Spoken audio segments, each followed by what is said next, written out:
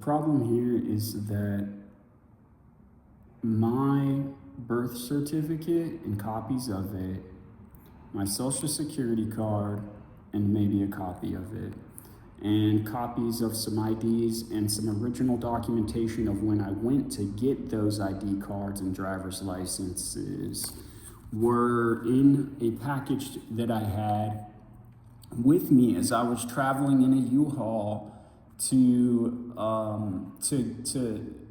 basically find a VA, to find some type of help that was outside of the area, the VA area that I was in, because they were only giving me they were giving me manipulated health care, and they weren't giving me the correct medication. It was a problem. So I sought further out, and I ended up breaking down in Amador County in Jackson City. And when I did that, I had left my bag. I dropped it right by the vehicle because I thought it was going to be a quick walk to find some type of help. But I ended up on a trail because I couldn't walk alongside the road. The traffic was too fast. I ended up on the only trails that were around there, and it took way too long. I was exhausted and dehydrated by the time I found any sign of life. And I had to just catch my breath, and I later on realized it was private property, and so I had to deal with some legal ramifications. And I'm in the midst of that now.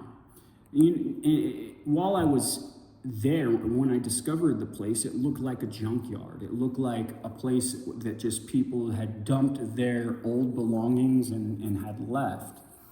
And it also, there were piles of feces on the ground, and there was such a large number of beer cans and no water around and no electricity.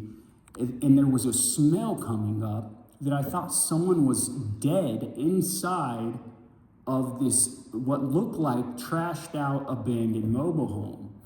And so in the state that I was in, dehydrated, I had just trekked through this crazy trail and was very exhausted. I thought someone may have been hurt or injured, so I tried to take a peek because it was somewhat of an emergency. There was a smell. There was a huge number of beers. And if I was hearing something in that state of dehydration, who can really tell, what reality is when you've been out for hours without anything to drink, and you're searching for, medical support directly from, being put in jail. And it was unjustly in my mind and in my heart, all of the things that had happened. But getting to the point, that bag that had all my ideas in it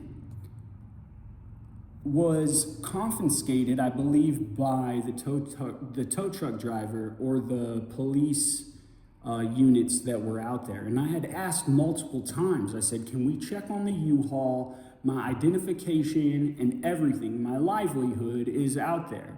I asked the law enforcement. I asked the gentleman, Cameron Begbie, to more than one time, multiple times, even over the phone constantly afterwards. Hey, I don't have any transportation. Can you guys help me get my stuff back and coordinate the U-Haul's return? Well, long story short, I paid for the U-Haul's return and whatever issues there were with that. And my bag, with all of what mattered to me in life, has supposedly turned up with the wrong people. Now, I'm hearing that people are trying to make purchases using Bitcoin and other illegal, very backdoor manipulated routines with these documents. And this is something the police know about. I asked straight up. I asked them right then and there. It should be in the police report to go and get those items, that I needed them returned, that was my livelihood, that someone could possibly steal that and cause problems.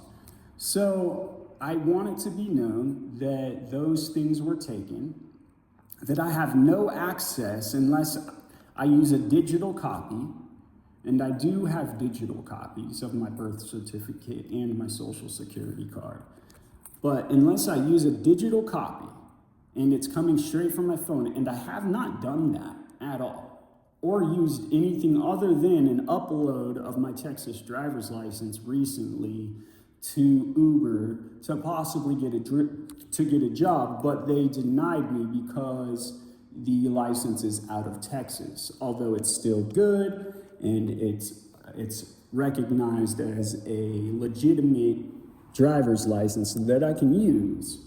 Uber won't allow me to drive here in California unless I get a California's driver's license.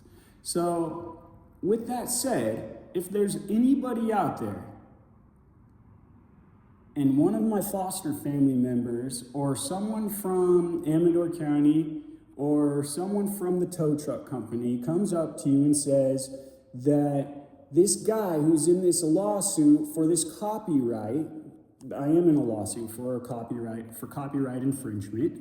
As I had shown you, I had a reverse magneticism generator that I created, that I came up with on my own, and it involves 6 magnets strategically placed, and it perpetuates the movements of a cylinder object by strategically placing these magnets and using the push effect. Not the magnetic pull, but the push. Kind of like the magic I found out about King Arthur's sword. More than likely, it was 2 magnets encased in steel that were placed together to where the push effect was, they forced it inside some type of cast of a claymore, and after they forced them together to where once they were in there, it was the push effect pushing out, and so any steel or magnetic component that had magnetic properties came towards it, it would be pushed away. Now, it would be pushed even harder if he left that sword in a stone and waited for lightning to strike it, to energize it, to magnify the effect. In turn, if he went out on a night of lightning and it did take a strike and his gauntlets were made of, say, rubber or something that wouldn't conduct electricity, he could go out and have swords bouncing away from him as his men, as his knights, take the lethal or necessary strikes to protect their king. So it's magic back then, but now it's science in perpetuity, and I have perpetuated that. Now, I came up with this, it could be more than a theory, but I came up with this a while back, and people have been trying to capitalize on it for a long time now. And with all of this said, if there's someone out there using my documentation that was illegally taken from me after having police not just know about it, but possibly put it in a report, I urge you to return whatever you may have tried to purchase using my name or whatever scandal and manipulation you've gotten yourself into, because the repercussions are coming back to you, not to me. This is over. Someone's going to answer to these crimes, to the copyright infringement that Ross Christopher Bilson is guilty for, because he's the one who went and stole the box that I was meaning to leave sealed, that was self-addressed with all of my inventions, with all of my work in it, and he did that without my permission. We have not spoken for so long because the last time, while we were teenagers, that we had interactions, he was trying to take my life. He had been filming myself and a girl that I thought I was in love with behind my back in explicit, I guess, interactions. And he didn't have my permission. And it was the first girl that I knew, girl. She was young. I was young. I was just turning 18. And he was so paranoid that I was going to find out about this stuff, about him filming me, taking my innocence in a way that I had no idea of, in such an illegal manner, that he was trying to take my life because he was making a profit off of this. And then he goes to the point of abusing family members of mine and taking advantage of them after I joined the military, while I'm in the military.